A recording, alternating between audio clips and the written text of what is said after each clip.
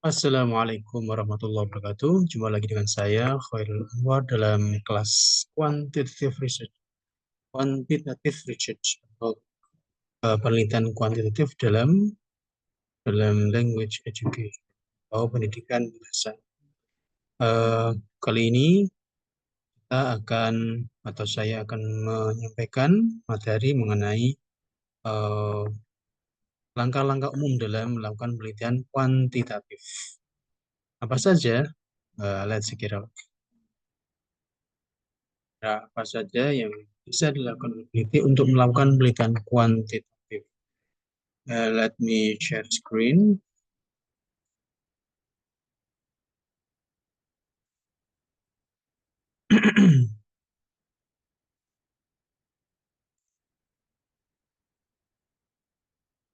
We go. So this is the tutorial langkah-langkah umum penelitian kuantitatif. Jadi ada beberapa langkah yang bisa dilakukan secara umum dalam penelitian kuantitatif. Yang pertama, peneliti perlu melakukan yang namanya identifikasi masalah dan kemudian masalah itu bagaimana dirumuskan. Jadi mengidentifikasi masalah dan merumuskannya dimulai dengan studi lapangan. Di peneliti melakukan studi lapangan, umpamanya Anda akan melakukan penelitian di sebuah sekolah, maka Anda bisa melakukan studi lapangan terlebih dahulu atau yang namanya disebut sebagai preliminary research atau studi awal atau observasi awal. Peneliti mendatangi sekolah tersebut, bisa bertanya kepada kepala sekolah, kepada guru, kepada siswa, kira-kira apa masalah yang ditemui di lapangan atau didapatkan oleh baik itu guru, kepala sekolah maupun siswa. Atau mungkin stakeholder seperti komite sekolah, dan lain sebagainya. Lalu kemudian dari hasil studi lapangan tersebut, dituangkan dalam latar belakang masalah. Setelah apa saja disampaikan di dalam latar belakang. Tujuan mengidentifikasi ini adalah untuk memperjelas arah permasalahan yang akan diteliti. Kemudian langkah untuk merumuskan masalah tersebut bisa dengan yang pertama, menganalisis masalah-masalah utama. Jadi ada masalah-masalah besar yang ditemui di lapangan. Kalau itu sekolah, di dalam sekolah tersebut. Kemudian kalau sudah dianalisis masalah-masalahnya, maka kemudian perlu dilakukan pembatasan. Dibatasi kira-kira masalah yang urgent, yang skala prioritas harus segera diselesaikan, itu di bagian yang mana, maka dipilih salah. Kalau ada 10 masalah besar, maka diambil satu atau dua masalah yang menjadi pembatasan lingkup studi. Kemudian difokuskan lagi masalah yang sudah dibatasi itu difokuskan pada masalah yang semakin spesifik. Kalau sudah dirumuskan, dibatasi dan difokuskan, maka kemudian peneliti bisa menentukan tujuannya dan apa sih signifikansi dari penelitian yang dilakukan. Kemudian langkah-langkah yang kedua, yang berikutnya adalah melakukan telaah pustaka atau kajian pustaka, literature review. Kegiatan ini dilakukan dengan mencari berbagai sumber data yang membahas atau berhubungan dengan permasalahan yang diteliti. Jadi, mencari sumber data atau teori atau penelitian yang sudah pernah dilakukan oleh peneliti-peneliti sebelumnya yang relevan, yang terkait dengan penelitian yang akan Anda lakukan. Kemudian sumber-sumber tersebut bisa berupa dari buku, jurnal, surat kabar, majalah, artikel, dokumen, dan hasil riset sebelumnya. Kemudian kalau sudah dilakukan telaah pustaka atau kajian teori, itu juga peneliti bisa melakukan penyusunan hipotesis. Apa itu hipotesis? Hipotesis adalah jawaban sementara terhadap masalah penelitian. dugaan sementara. Kira-kira ini kalau dilakukan ini, maka gini. Ini dugaan sementara terhadap masalah dan hasilnya. Ya. Hasil kira-kira hasilnya seperti ini itu adalah hipotesis. Nah, ciri hipotesis yang baik adalah yang pertama, hipotesis tersebut didasarkan atas fakta yang ada. Kemudian yang berikutnya, hipotesis tersebut dirumuskan dalam bentuk kalimat sederhana. Selanjutnya, hipotesisnya didasarkan atas teori dan pengembangan teori. Dan yang terakhir, hipotesis tersebut dapat mengungkapkan fakta yang ada. Jadi, seorang peneliti harus mendasarkan hipotesis yang dibuatnya kepada teori, hasil riset, dan fakta lapangan yang ada. Kemudian yang berikutnya, langkah yang dilakukan oleh peneliti dalam melakukan penelitian kuantitatif adalah melakukan identifikasi variabel. Identifikasi variabel. Dalam penelitian kuantitatif itu ada yang namanya independent variable atau variabel bebas independennya. Nah, variabel bebas ini biasanya variabel bebas ini mempengaruhi variabel lainnya. Yang variabel lainnya itu disebut sebagai variabel dependent atau variabel terikat. Umpamanya Anda melakukan penelitian pengaruh dari media bla bla bla terhadap prestasi. Media ini sebagai variabel bebas, variabel yang mempengaruhi, maka kemudian prestasi tersebut adalah variabel terikat yang dipengaruhi. Itu identifikasi variabel. Kemudian yang berikutnya yang dilakukan oleh peneliti dalam melakukan penelitian kuantitatif adalah menyusun desain penelitian dan alat-alat apa saja yang digunakan untuk mengumpulkan data penelitian. Nah, dalam melakukan penyusunan desain penelitian, ada dua macam tipe desain. Dalam penelitian kuantitatif ada yang namanya desain ex post facto. Juga yang namanya desain eksperimental.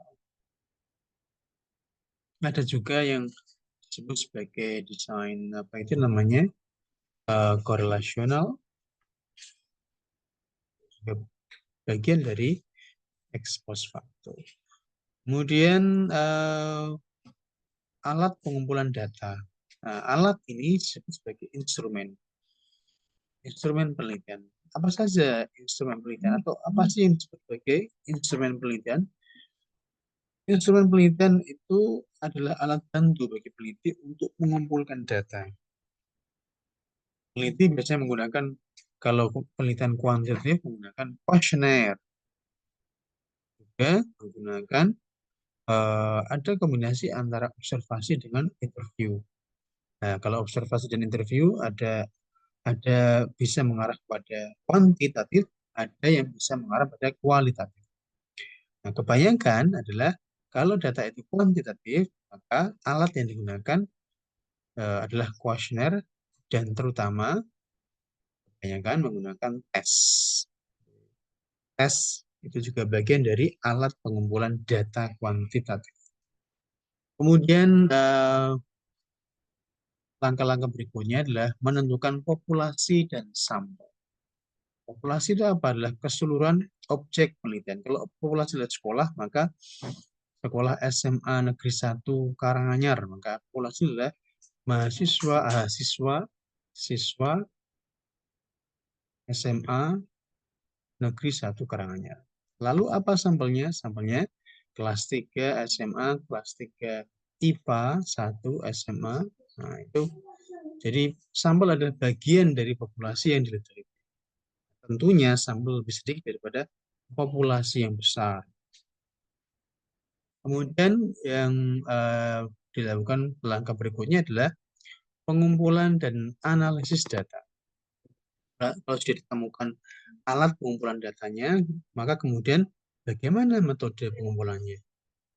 Kalau itu alatnya berupa tes, maka dikumpulkan menggunakan tes. Kalau itu alat pengumpulan datanya berupa kuesioner, maka metode pengumpulannya dengan menggunakan kuesioner.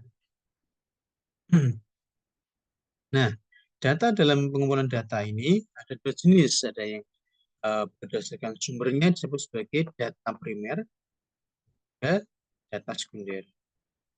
Kalau data primer itu diperoleh langsung dari sumber asli atau pertama. Sementara data sekunder adalah data yang tersedia oleh peneliti terdahulu atau primer.